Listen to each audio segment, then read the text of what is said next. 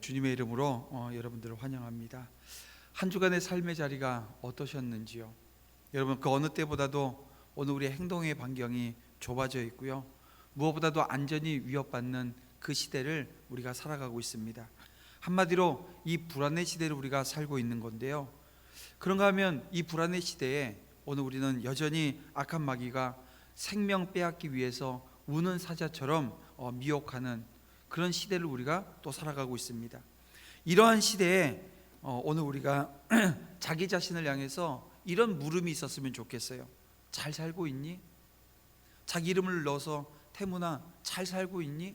라고 하는 이 질문을 한 번씩 던져봐야 되는데요, 이 질문이 오늘 우리 신앙의 질문으로 좀 넘어갔으면 또 좋겠습니다.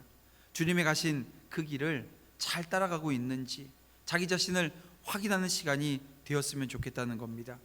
분명한 것은 저 여러분들이 이 자리에 앉아서 예배드리는 이 순간에도 오늘 우리에게는 주님을 따라가는, 주님의 삶을 닮아가는, 그래서 주님께서 우리를 초청하시고 인도하시는 대로 거기서 반응하며 살아가는 삶의 자리가 분명히 있어야 한다는 것입니다. 그래서 오늘부터 6주간 코로나 팬데믹 가운데 오늘 우리 신앙의 본질적인 질문 앞에 자신을 던져놓고 말씀으로 자기를 살피면서 주님을 어떻게 따를 것인가, 지금 내가 제대로 따르고 있는가 라고 하는 것을 한번 확인했으면 좋겠어요. 이 시간에 다시 한번 우리 스스로를 점검하는, 말씀으로 오늘 우리를 점검하는 시간 되어지기를 원합니다. 그러니까 오늘 예수님께서 제자들을 부르시는, 제자들과 함께 하시는 그 과정을 보면서 주님께서 오늘 우리의 부르심을, 그리고 이제 마지막에는 사명의 자리에서 무엇을 해야 되는가라고 하는 것까지 한 6주간에 걸쳐서 말씀을 우리가 살펴보기를 원하는데요, 오늘 그 첫 번째 시간으로 나의 길을 떠나 예수님의 길로라고 하는 제목으로 말씀 증거하도록 하겠습니다. 지난해 헨리 나우엔이 쓴 예수의 길이라고 하는 책을 읽었었는데요, 제가 오늘 본문 예수님의 길을 어떻게 따를 것인가, 그 책이 기억이 나서 다시 꺼내서 펼쳐 보았습니다. 그리고 사실 오늘 본문의 제목이 거기서 따왔어요. 그 책에 보면 나의 길을 떠나 예수의 길로 떠난다라고 하는 글이 있습니다. 또 이 책의 프롤로그를 보게 되어지면 집으로 가는 길을 잃어버린 사람들이라고 하는 소제목하에 헨리 나우엔이 이런 얘기를 합니다.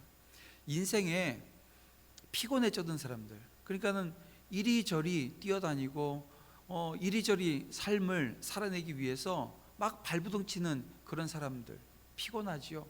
그래서 한계점이 오게 되어지면 모든 걸 다 내려놓겠다고, 나 이제 더 이상 못하겠다고 내려놓았음에도 불구하고 여전히 피곤한 자리에, 여전히 아무것도 해결되어지지 않는 그 자리에 서 있는 사람들이 많이 있다는 것입니다.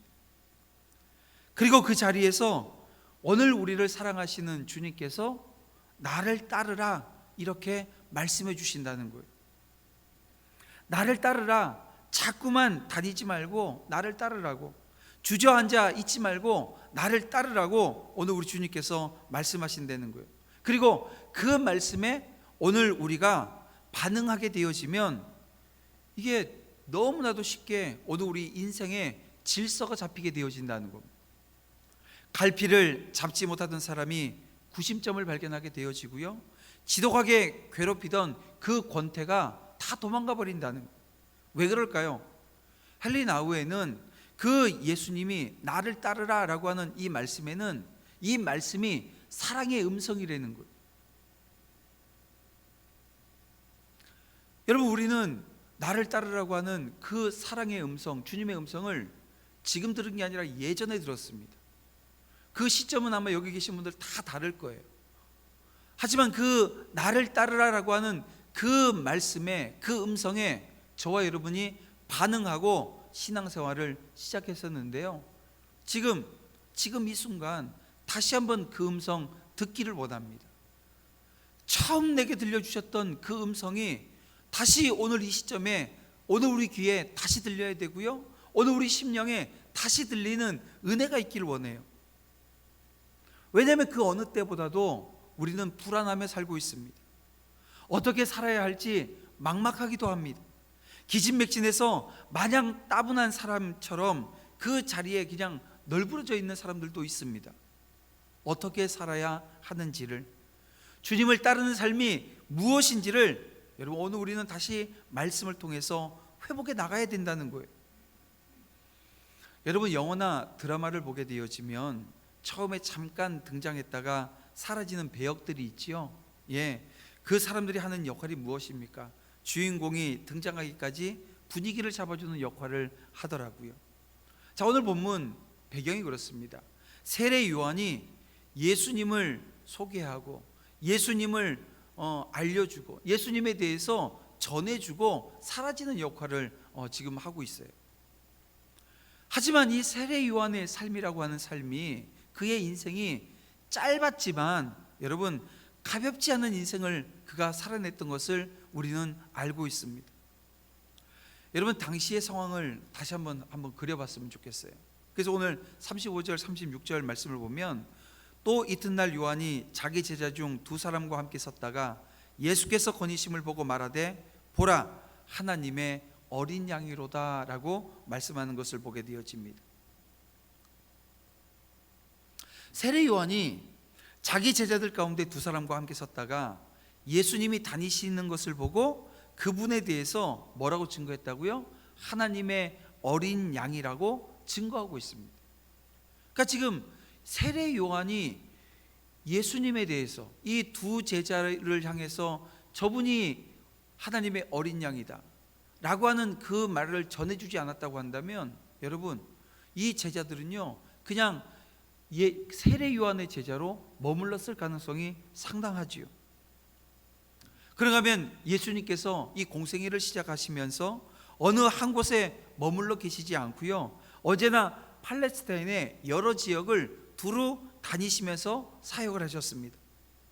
그래서 많은 사람들이 예수님의 증거를 듣고 복음을 영접할 수 있었던 거죠. 그렇습니다. 두루 다니는 것은 예수님 사역의 특징이었습니다. 언제든지 그분은 한 곳에 머물러 계시면서 필요한 사람들 찾아오라고 하지 않으시고 항상 그들을 찾아 나셨다라고 하는 것이 오늘 우리가 성경을 보게 되어지면 알게 되어지는 겁니다. 선한 목자는 길을 잃은 양이 스스로 돌아오기를 기다리지 않습니다. 먼저 찾아 나섭니다.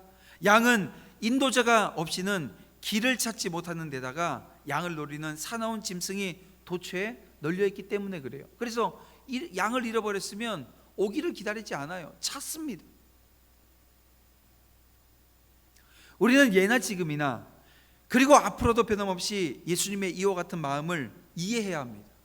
여러분 이 마음을 이해하지 못하면 오늘 우리가 결코 이 주님을 따르는 삶의 자리에 설 수 없어요. 또 세례 요한이 증거해 주었던 예수 그리스도, 여러분 이것이 다 하나입니다. 누군가는 전해야 되고요, 누군가는 찾아다녀야 되는 거예요. 그렇지 않으면 따르는 삶이라고 하는 것은 존재하지 않습니다. 왜냐하면 저와 여러분이 예수 믿게 되어진 그 모든 과정을 보셔요. 우리가 먼저 그분을 찾아가서 만난 것이 아니라 그분이 먼저 오늘 우리에게 오셔서 우리를 만나 주셨습니다. 그분은 지금도 이 세상을 두루다니면서 죄인들을 부르십니다. 수고하고 무거운 짐진 자들아 다 내게로 오라 말씀하고 계셔요. 죄의 무거운 짐을 벗겨주시겠다고 말씀해 주시는 겁니다. 세상에 줄 수 없고 알지도 못하는 안식을 주시려고 저와 여러분을 부르신 것입니다. 누구든지 그분의 음성을 듣고 나오기만 하면 놀라운 축복을 받을 수 있는 줄 믿습니다. 하나님의 자녀가 되었어요. 값없이 구원을 선물로 받게 되었고 약속에 참여하는 자가 된 것입니다. 아무도 내가 스스로 노력을 해서 예수님을 만났다고 여러분 말해서는 안 되는 거예요. 이것은 주님의 은혜를 헛되게 만드는 가장 교만한 말 중에 하나일 것이고요, 거짓된 자기 자랑에 불과하다는 것입니다. 예수님께서 먼저 우리를 찾아와 만나주지 않으셨다고 한다면 우리 모두는 여전히 죄 가운데 살고 있을 것입니다. 우리뿐만 아니라 다른 이들도 마찬가지라는 거지요. 보라 하나님의 어린 양이로다 라고 하는 이 선생의 말에 이 두 제자가 어떤 결정을 합니까? 예수님을 따라요. 여러분, 이 대목을 보면서 어떤 생각이 드시나요? 대단하다고 생각 들지 않으십니까? 어떻게 이렇게 말이 떨어지자마자 무섭게 이렇게 반응할 수 있겠습니까? 어떻게 보면 세례 요한의 입장에서 본다고 한다면 자기를 따르던 두 제자가 보라, 하나님의 어린 양이로다 했더니 쑥 하고 저기로 가버리는 거예요. 이거는 배신일 수 있습니다. 그런데 여러분, 우리가 세례 요한의 사역을 이해하면 이것은 배신이 아니라 이 제자들이 이 요한에 대한 신의를 지키고 있다라고 하는 것을 우리는 발견할 수 있습니다.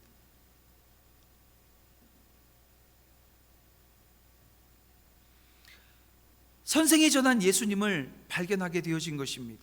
그래서 인간의 의리보다는 하나님의 뜻을 택한 것, 이게 지금 이 제자들이 행한 모습이에요.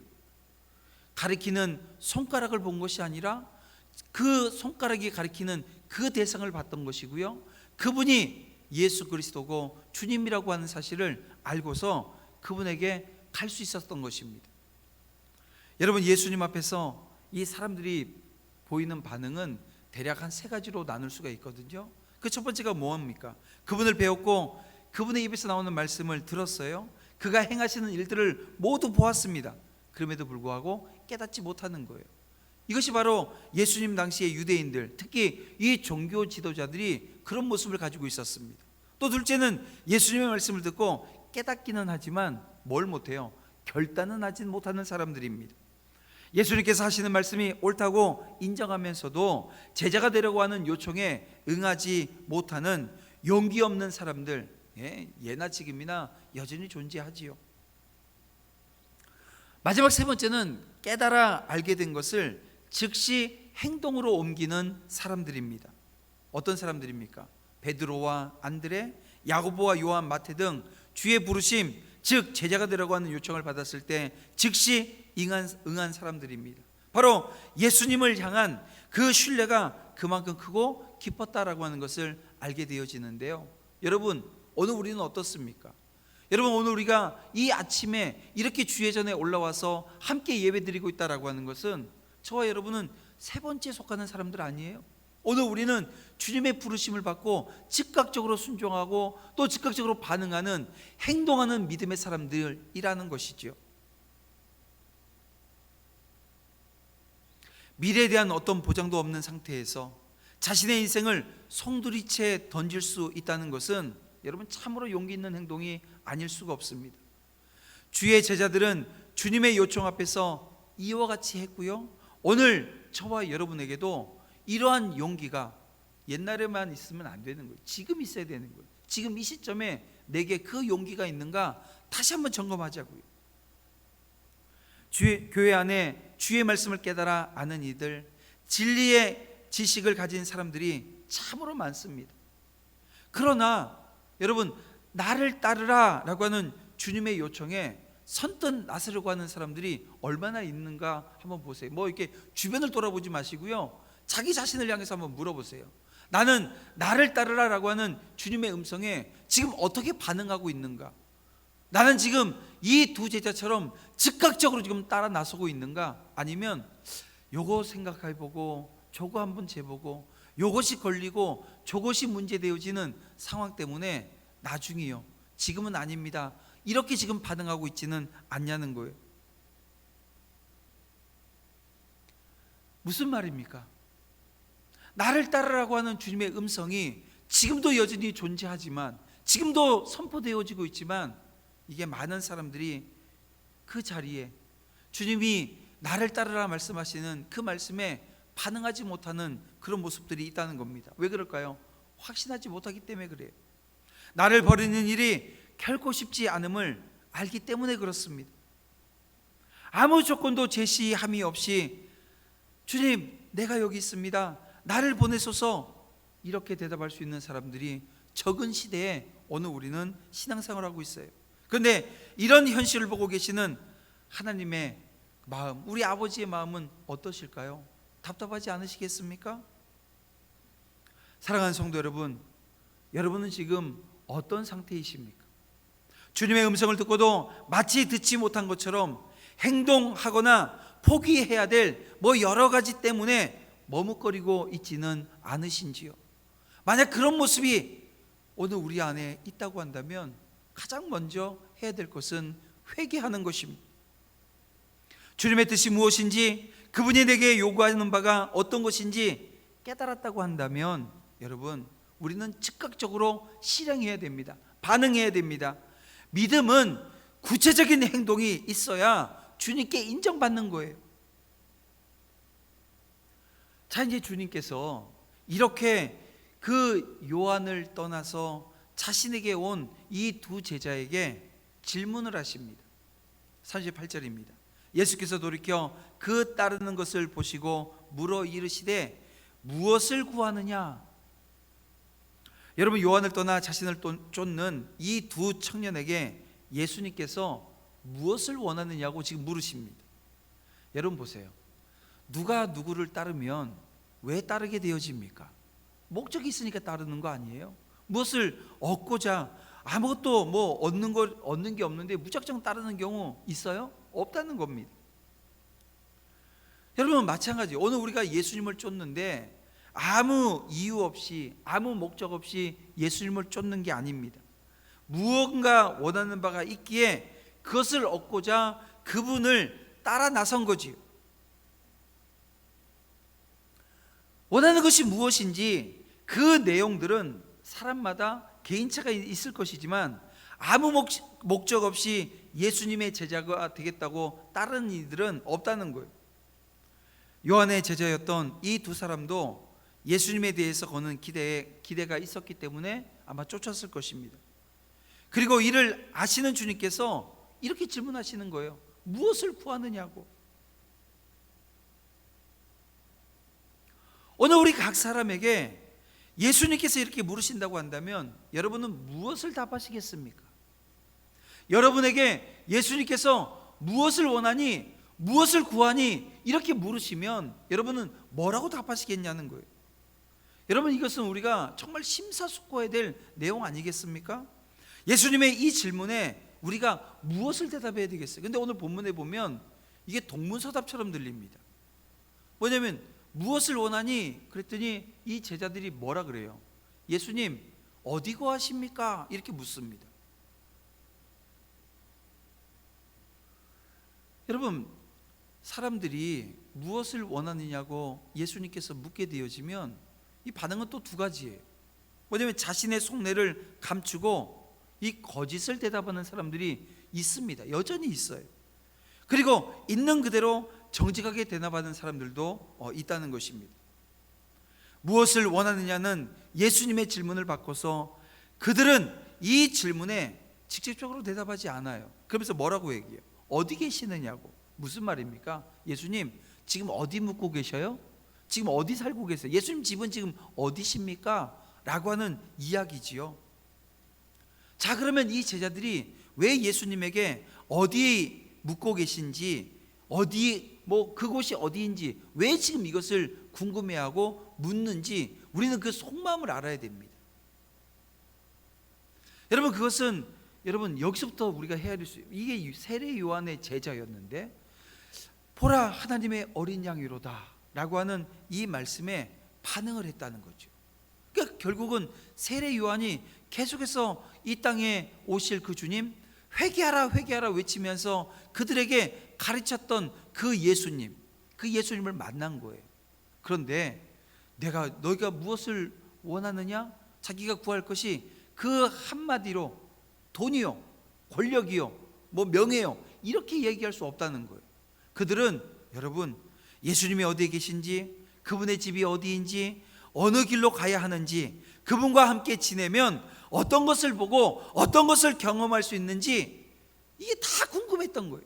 다 알고 싶었던 거예요. 그냥 그 주님에게 잠시 동안 너 구하는 게 뭐니? 네가 원하는 게 뭐니? 했을 때 저 이거요 라고 단답형으로 이야기하고 그 단답형의 이야기를 통해서 그냥 하나 받고 말고 싶지 않았던 거예요. 그래서 지금 이렇게 얘기하는 것입니다. 주님, 거하시는 곳이 어디십니까? 그때 예수님께서 뭐라고 말씀하셔요? 이 다 내용을 아시면서도 예수님께서 하시는 대답은 아주 명확합니다. 와서 보라는 거예요. 예수님께서는 이 제자들을 부르시면서, 이 제자들과 함께 하시면서 이 제자들에게 그냥 막 너 예수 믿으면 안 돼, 예수 믿으면 지옥 가, 예수 안 믿으면 큰일 나, 이렇게 막 다그치고 계시지 않습니다. 예수님을 알고 싶고, 예수님을 경험하고 싶고, 예수님 속에 들어가 보고 싶은 이 제자들의 마음을 헤아리셔서 와서 보라는 거예요. 와서 함께 하자는 거예요. 예수님께서 초대하시자 예수님을 쫓는 두 제자가 예수께서 계신 곳으로 가서 함께 거한 사실이 나옵니다. 예수님께서 머무시는 집에서 함께 있었던 거예요. 당시 그분이 어떤 집에 있었는지 우리 성경에 기록이 없으니까 알 수는 없지만, 이 두 제자의 예수님을 쫓게 되어진 동기는 분명하죠. 순수하다는 거예요. 그렇게 이 제자들이 그날 예수님과 함께 보내게 되어집니다. 그들이 예수에게서 기대한 것은 적어도 화려한 궁궐 같은 주체할 수 없는 정욕에 이끌리는 사람들이 벌리는 아주 자극적인 연애와 같은 것에 속된 것이 아니었다는 것입니다. 그들은 예수님이 계신 곳이면 어디든지 함께 있기를 원했던 거예요.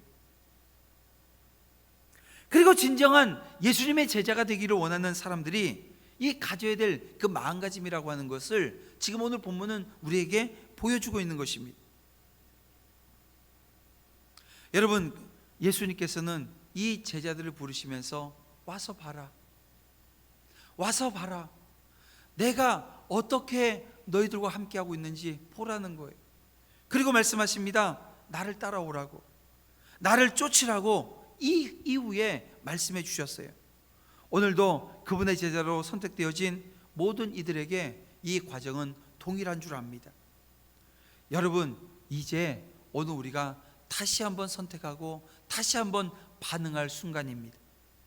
우리는 그분 가신 곳이라면 어디든지 쫓을 수 있어야 하는데요, 여러분 어떻습니까? 어디라도 여러분 따라가실 수 있겠어요? 예수님 어디에 계십니까? 예수님이 거하시는 곳이 어디입니까? 이렇게 물었던 제자들에게 와서 보라고 말씀하시면서 동행할 것을 허락해 주셨는데, 여러분, 주님이 가신 그 길이 어떤 길인지, 주님이 거하시는 곳이 어떤 곳인지 우리는 알지 못할 때가 있어요. 그런데 우리가 주님이 와서 보라고 할 때 우리가 따라갈 수 있겠냐고요? 함께 할 수 있겠냐고요? 예수님을 믿는다는 것, 예수님의 제자가 된다라고 하는 것은 나를 온전히 그분에게 굴복시키는 것이 되어집니다. 예수님은 나라고 하는 세상을 내려놓으라고 말씀하시는 거예요. 우리가 내려놓아야 될 그 모든 것을 하나님이 내려놓게 되어지면 그 중심에 하나님이 들어오시게 되어집니다. 도마가 고백했던 것처럼 예수가 내 인생의 주인이 되시고 절대자가 되실 때 비로소 예수님을 믿는다 말할 수 있고요, 그분의 제자가 될 수 있는 것입니다. 주의 이름을 부르면서도 여전히 모든 일에 대해서 선택권과 결정권을 자신이 쥐고 있다고 한다면, 여러분 이것은 보통 심각한 문제가 아니지요. 여러분, 강조점은 내가 아니라 주님께 있습니다. 여러분, 이 시간 오늘 이 말씀을 통해서 오늘 우리의 중심이 어디에 있는가, 내가 그 중심에 있는가, 오늘 우리 하나님이 그 중심에 있는가, 여러분 살피시길 바랍니다. 여전히 주어가 나라고 한다면 그분이 가시는 곳이 어디든지 쫓아가는 것은 아닐 것입니다. 어떤 곳은 따라가고 어떤 곳은 따라가지 않는 사람이 될 거예요. 예수님께서 와서 봐라, come and see 했는데, 여러분 가서 봤더니 이건 내가 설 곳이 아니에요. 그분 돌아가게 되어지죠. 갈 수 없는 겁니다.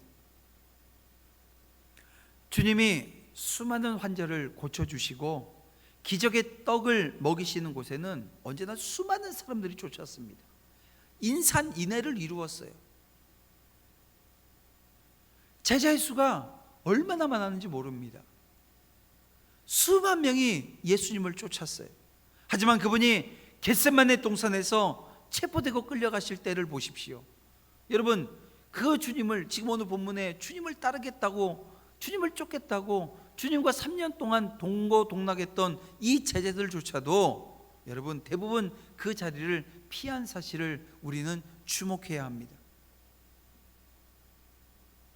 사랑하는 성도 여러분, 여러분은 어떻게 하시겠습니까?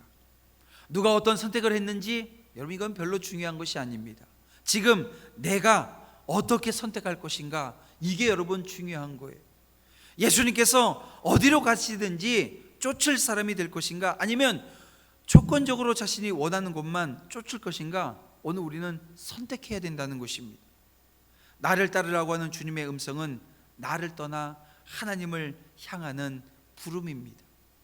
곧 하나님이 오늘 우리 중심에 모셔드리는, 오늘 우리 하나님을 우리 중심에 모시는 부름이라고 하는 거지요. 기꺼이 나를 내려놓고 전적으로 하나님을 중심에 모시는 저와 여러분 다 되어지기를 주님의 이름으로 축원합니다. 그때 놀라운 일이 벌어집니다. 어떤 일일까요? 아브라함이 하나님의 부름에 응했을 때 어떻게 불려졌어요? 아브라함으로 불려졌습니다. 사울이 그 주님을 만나고 주님의 부름에 응했을 때 어떻게 불려졌어요? 바울로 불려졌습니다. 오늘 본문 우리가 읽지는 않았지만 그 이후에 이 제자 중 한 명이 안드레였어요. 이 안드레가 그 주님을 만난 기쁨에 감동되어져서 또 나가서 이 자기 선생님이 증거해 주었던 것처럼 자기도 가서 증거를 해요. 누구한테요? 자기 형에게, 시몬에게 가서 전했을 때 이 시몬이 어떻게 되어집니까? 베드로라고 하는 이름을 받게 되었습니다. 사랑하는 성도 여러분, 저와 여러분도 마찬가지예요. 이전에는 어떤 이름으로 불렸는지, 내가 예수 믿기 전에는 그냥 뭐 정태문, 뭐 누구 자기 이름이 있었지만 지금은요, 오늘 우리 이름이 어떻게 바뀌었습니까? 그리스도인으로 바뀌었고요, 성도로 바뀌었습니다. 오늘 우리는 그렇게 불리는 사람들이에요. 여러분, 이 놀라운 변화 속에 오늘 우리가 감사한다고 한다면, 오늘 이 부름 앞에, 주님의 초청 앞에 여러분 내가 없어지고 오직 주님만 살아 계시는 은혜가, 그리고 그 부름에 합당한 자리로 나아가는 역사가 있어야 될 줄 믿습니다. 사랑하는 성도 여러분, 오늘 우리는 주님께서 나와 함께 하시기를 원하십니다. 오늘 주님께서 와서 보라 말씀하실 때 거기에 반응함으로 오늘 주님을 따르는 다시 한번 그 첫 자리, 첫사랑의 자리를 회복할 수 있는 우리 모든 주의 종들 되시기를 주님의 이름으로 축원합니다. 기도드리겠습니다. 사랑과 은혜가 풍성하신 아버지 하나님, 와서 보라는 그 주님의 초대에 응함으로 나의 길을 떠나 예수님의 길로 들어가게 하옵소서. 부름에 응함으로 예수님의 제자가 된다라고 하는 것보다 더 귀하고 가치 있는 일이 세상에 없음을 알게 하여 주시기를 원합니다. 주님을 만나 말씀을 듣고 믿으면 예수님과 함께 거하고 싶어, 더 거하고 싶고 주님을 알고 싶어 하는 그 마음이 깊어지게 되어집니다. 예수님께서 이런 자들을 받아주심을 알고 그렇게 제자 되게 하여 주시옵소서. 예수님의 이름으로 기도드립니다. 아멘.